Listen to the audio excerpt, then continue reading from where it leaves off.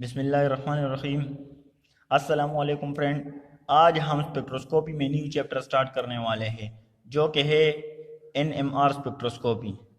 NMR stand for nuclear magnetic resonance spectroscopy.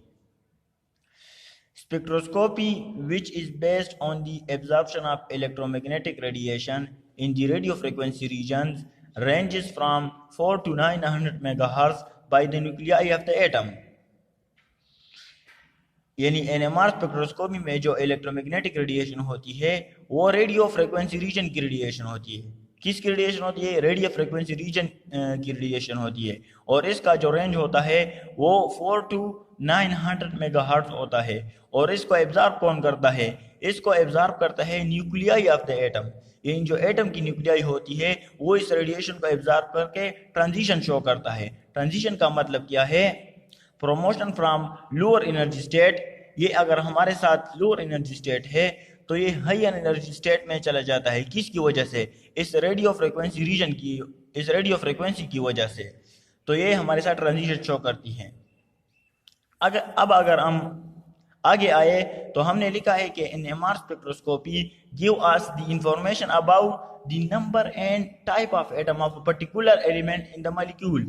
NMR spectroscopy से हम क्या इंफॉर्मेशन हासिल कर सकते हैं? तो NMR स्पेक्ट्रोस्कोपी हमें बताती है कि अगर हमारे साथ एक मॉलिक्यूल है तो उसमें नंबर ऑफ एटम कितने हैं और इन एटम का टाइप क्या है, तो वो हमें NMR स्पेक्ट्रोस्कोपी बताती है। अब अगर फर्दर हम जाए आगे तो NMR स्पेक्ट्रोस्कोपी के हमारे साथ दो टाइप है। The first type is HNMR spectroscopy. HNMR spectroscopy क्या होती है? तो वो spectroscopy NMR spectroscopy which gives the information about hydrogen atom in a molecule is called HNMR spectroscopy. और इसको हम कहते हैं proton magnetic resonance spectroscopy. HNMR spectroscopy क्या होती है कि वो स्पेक्ट्रोस्कोपी जो हमें एक मॉलिक्यूल में हाइड्रोजन एटम के बारे में इंफॉर्मेशन देती हो। यानी हाइड्रोजन एटम के बारे में जो स्पेक्ट्रोस्कोपी हमें एक मॉलिक्यूल में बताती हो, इस स्पेक्ट्रोस्कोपी को हम HNMR स्पेक्ट्रोस्कोपी कहते हैं या इसको हम प्रोटॉन मैग्नेटिक रेजोनेंस स्पेक्ट्रोस्कोपी भी कहते हैं। अब अगर हम इसके दूसरे टाइप को डिस्कस करें जिसको हम कहते हैं CNMR स्पेक्ट्रोस्कोपी यानी कार्बन 13 NMR स्पेक्ट्रोस्कोपी। तो NMR spectroscopy which gives the information about carbon atom in a molecule is called C13 NMR spectroscopy.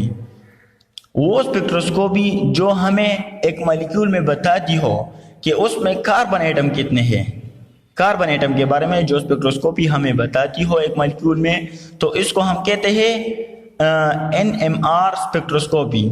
तो NMR स्पेक्ट्रोस्कोपी में हम एक मॉलिक्यूल में कार्बन और हाइड्रोजन एटम के बारे में इंफॉर्मेशन हासिल कर सकते हैं।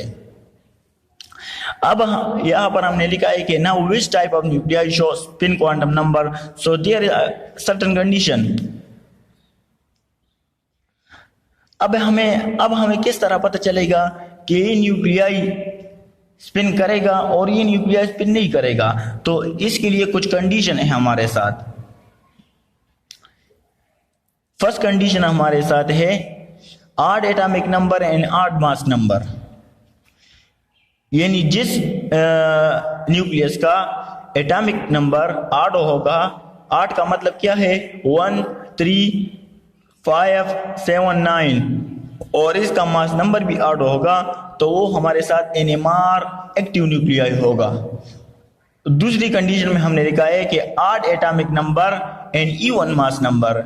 यानी अगर हमारे साथ एक न्यूक्लियाई होती है और इसका एटॉमिक नंबर ऑड होता है और इसका मास नंबर इवन होता है तो वो भी हमारे साथ NMR एक्टिव न्यूक्लियाई होगी। इसी तरह थर्ड कंडीशन में हमने लिखा है even atomic number and odd mass number. अगर हमारे साथ एक न्यूक्लियाई है और इसका एटॉमिक नंबर इवन है और इसका मास नंबर ऑड है तो वो भी हमारे साथ NMR एक्टिव न्यूक्लियाई होगी।